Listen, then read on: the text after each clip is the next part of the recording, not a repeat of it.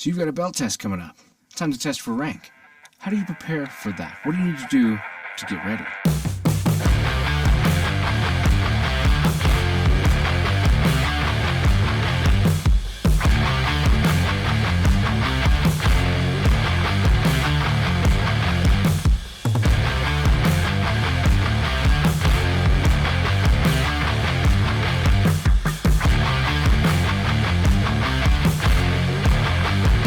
Hey, what's up? I'm Ken. This is kenfuTV, and each week I release videos in the martial arts, philosophy, technique, training, that sort of thing. So that's the kind of thing you're into. I hope that you stick around. I hope that you subscribe. I hope that you share this with someone who will get value out of it. Today we're going to talk about rank testing. So what does it mean to test for rank? What is a rank test? Put it simply, in my opinion, to test for rank is to demonstrate your ability to meet or exceed a predefined set of standards or expectations set by your school, instructor, or organization that represent a particular rank or benchmark in your training progress. That's it. I know it sounds really simple, but it is simple. It's a demonstration of who you are and what you're capable of, and where that fits according to the curriculum and standards of your organization. It's important to know what the test is going to cover for you specifically. You might have been told this already. Your instructor might have taken you aside and specifically gone over things that you need to be working on that they want to see out of you. If they haven't, if maybe your school does it where you've got to have a certain set of criteria for that rank, then know what that is. Maybe it's in your handbook, maybe it's something that's posted somewhere, or maybe it's something that you just need to take the time to ask your instructor and find out specifically, what do I need to know? What am I going to need to demonstrate or show? And are there any particular things that you're going to be looking for specifically? So take notes, write that down, and use that as your guide to prepare and practice the things that you need to do, that you're going to need to do on the day of your test. Some parts of your test might literally be knowledge, things that you need to know and have memorized to be able to provide. That might be answers to certain questions. That might be specific things that you need to recite, like rules of the dojo, dojo-kun, that sort of thing. There might be certain pieces of history that you need to know. So it's really important to take the time to memorize that and have it at the ready for when you're asked. One way I like to do that is I like to put it somewhere that I'm going to see it regularly in my day-to-day life. Starting at home, an easy place is somewhere like the bathroom mirror, so that when I'm brushing my teeth, I can be reading through and setting that stuff into my mind and locking it away for later. If you're someone who prefers to keep that stuff ready and on your phone, then I like to use a simple mount next to the mirror so that I still get that same benefit of it being somewhere that I can have it at the ready every day, and it can become a part of my daily routine. I'm a big fan of the PopSocket mount. Not everybody loves PopSockets, and if I'm honest, that's the thing that does this here so you can hold your phone or whatever. If I'm honest, I don't actually use the PopSocket part itself. I keep it closed all the time. But I really like the mounting system. There's a lot of different mounts available that you can do that are nice and small. And my wife actually got me this one. This is actually a magnetic wallet and has a kenfuTV logo on it, which is super sweet.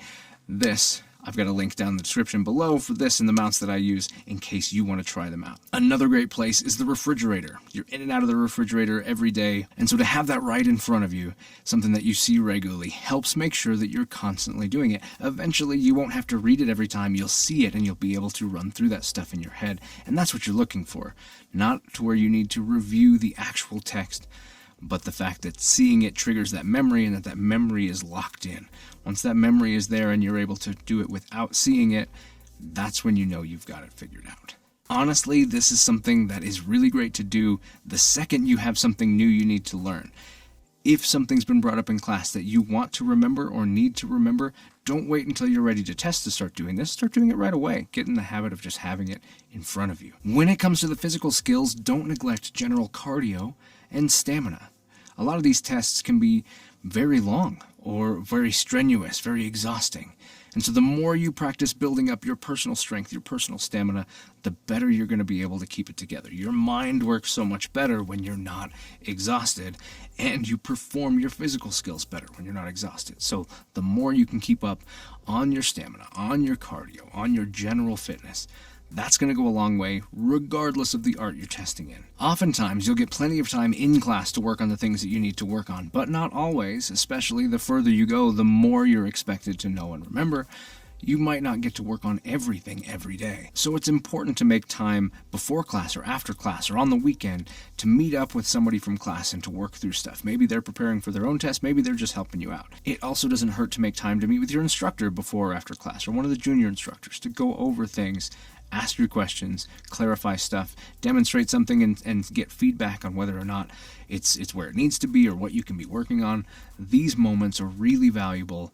Definitely make sure you're taking advantage of them. If your school has an open mat time, make sure to be there. That's one of the best times to get extra training in and get to work on things that are specific to you and your training. When it comes to working through the physical material, it's important to work on the things that you're uncertain of. Here's the deal. Uncertain does not mean you're bad at something. Uncertain is connected to a lack of confidence, not necessarily a lack of skill. But the more you work on it, the more you'll feel confident, the more you'll feel capable of doing that thing, the more you'll feel certain of it.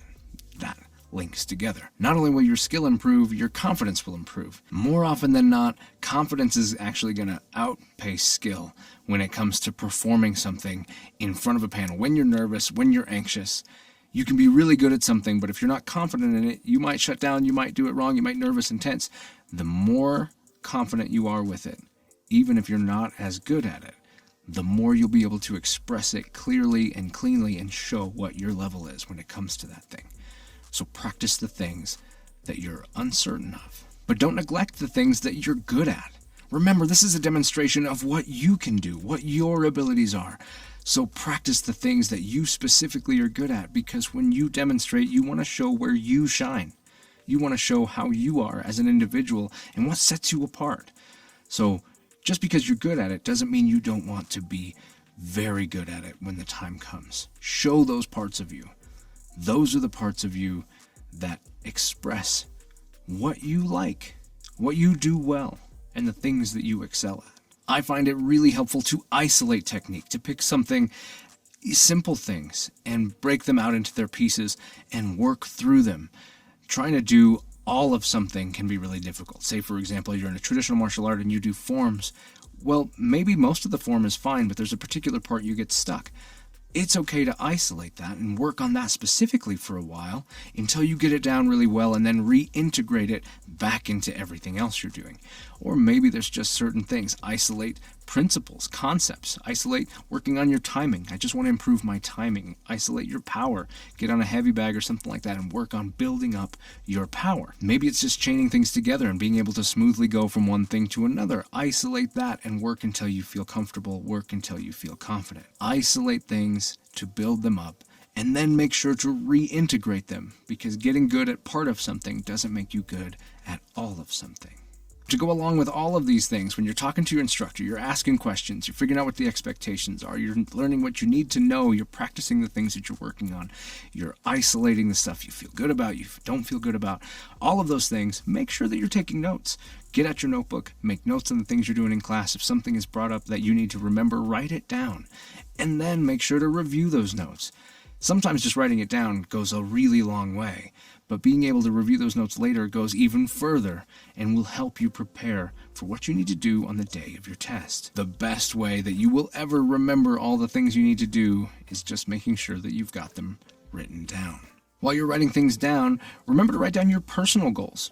Your test isn't just about meeting those expectations, it's about meeting your own personal expectations, the things that you want to accomplish. Whether you pass that test or fail that test, you may still hit your own personal goals, and that's an important thing. Having those goals and then applying them in your test is important.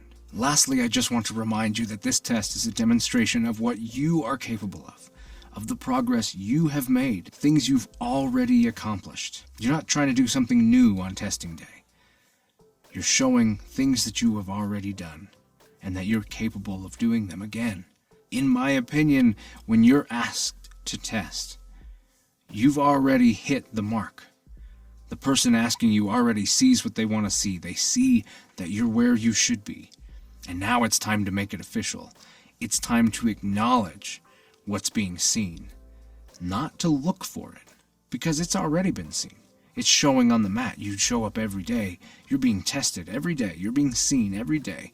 Observed. What you're capable of shows up every day. The test is just an acknowledgement. Receiving the rank, same thing. It acknowledges what you're capable of. It doesn't define that you're capable of that. It doesn't make it so. It just recognizes it. You already have those abilities. They're already inside you. You're already doing them. So just breathe. Trust yourself. Put in the practice where you feel like you need to, and recognize that you've got this. I believe in you. The people on the mat, your peers, they believe in you. And your instructor believes in you too. So it's just time to turn up and show everyone what they already know about you. I'm Ken, this is kenfuTV, and I'll catch you in the next one.